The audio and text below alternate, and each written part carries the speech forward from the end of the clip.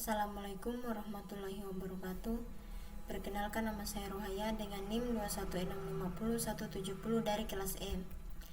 Di sini saya akan menjelaskan tugas kedua cybercrime tentang jenis kejahatan, resiko, dampak, dan pihak yang dirugikan. Yang pertama, jenis kejahatan pencurian identitas. Resikonya, pemalsuan identitas berupa menggunakan identitas seorang dokter di RSPHC. Dampaknya, Dr. Anggi mengklaim mengalami kerugian, akan tetapi dia tidak menyebutkan kerugian apa yang dialaminya. Pihak yang dirugikan, pemilik identitas yaitu Dr. Anggi Yurikno. Kedua, jenis kejahatan phishing. Resikonya, mengklik file aplikasi atau APK, berkedok file format PDF yang dikirim melalui aplikasi WhatsApp. Dampaknya kerugian finansial. Korban kehilangan uang berjumlah 549 juta. Pihak yang dirugikan yaitu Irwan selaku pemilik akun internet banking. Yang ketiga, jenis kejahatan malware. Resikonya mengunduh software pada iklan-iklan internet banking palsu. Dampak kerugian finansial. Ada sekitar 300 nasabah yang menjadi korban dengan total kerugian mencapai 130 miliar. Pihak yang dirugikan yaitu para nasabah bank. Keempat, jenis kejahatan ransomware. Resikonya penyanderaan data pasien dan mengunci segala bentuk komunikasi elektronik di rumah sakit. Dampak kerugian finansial. Kerugian yang dialami pihak rumah sakit 17 dolar atau sekitar 226 juta. Pihak yang dirugikan rumah sakit Presbyterian Medical Center di Los Angeles, Amerika Serikat. Kelima, jenis kejahatan peretasan. Risikonya peretasan kartu kredit milik warga negara Jepang. Dampak kerugian finansialnya yaitu diperkirakan kerugian kasus ini ditaksir mencapai 1,6 miliar. Pihak yang dirugikan pemilik kartu kredit. Keenam, jenis kejahatan serangan DDoS. Resikonya penyerangan DDoS terhadap layanan WordPress. Dampaknya yaitu alamat web WordPress tidak dapat diakses dan juga membuat sekitar 25 juta alamat situs internet dan blog yang diperkirakan menggunakan jasa WordPress sempat tidak dapat diakses. Pihak yang dirugikan, pihak WordPress dan alamat situs internet yang menggunakan jasa WordPress.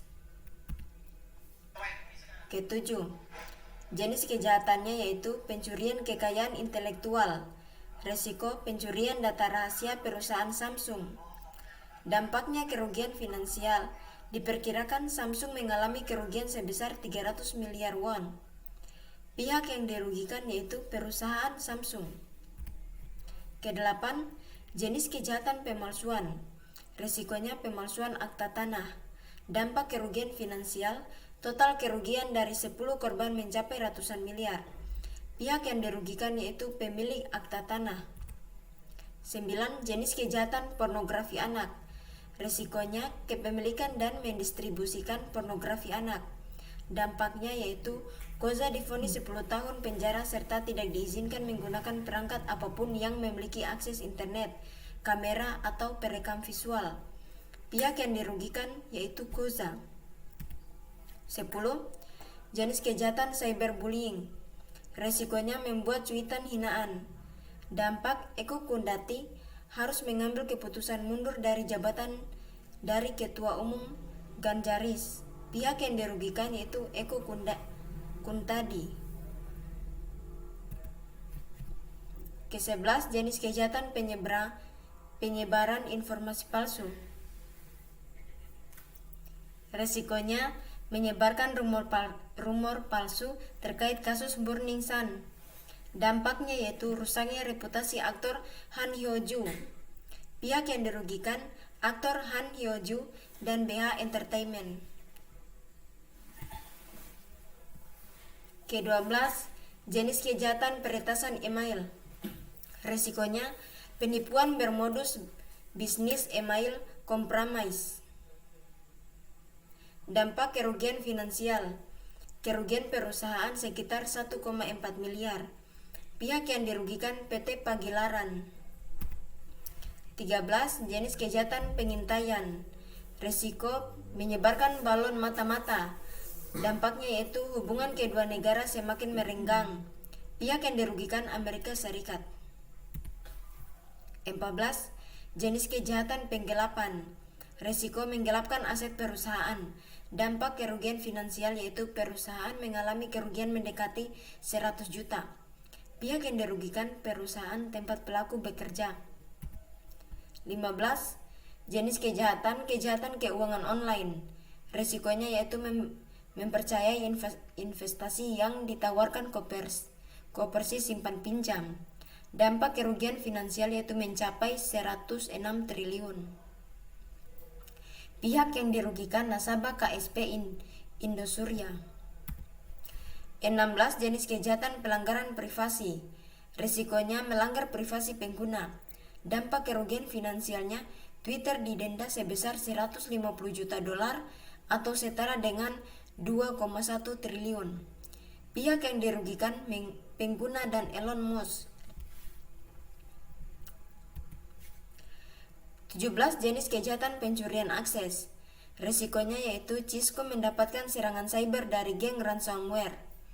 Dampaknya pelaku sempat masuk ke dalam jaringan milik Cisco kemudian menjalankan sejumlah perangkat untuk MFA atau multi-factor authentication dan sukses terotentifikasi ke VPN milik Cisco.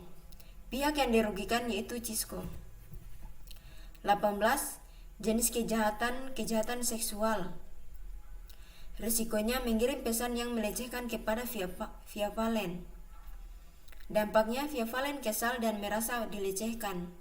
Pihak yang dirugikan yaitu via Valen. 19. Jenis kejahatan pemerasan online. Risiko pemerasan online dan revenge porn. Dampaknya kerugian finansial yaitu korban mengalami kerugian 5 juta. Pihak yang dirugikan korban yang berinisial JP. 20. Jenis kejahatan sumber daya komputer. Risikonya menambang kripto menggunakan listrik sekolah. Dampak kerugian finansial yaitu pihak sekolah mendapat tagihan listrik sebesar 14 juta 700 yuan. Pihak yang dirugikan yaitu sekolah. Terima kasih. Mungkin itu saja yang dapat saya jelaskan. Lebih dan kurangnya mohon dimaafkan. Billahi taufiq wal hidayah. Wassalamualaikum warahmatullahi wabarakatuh.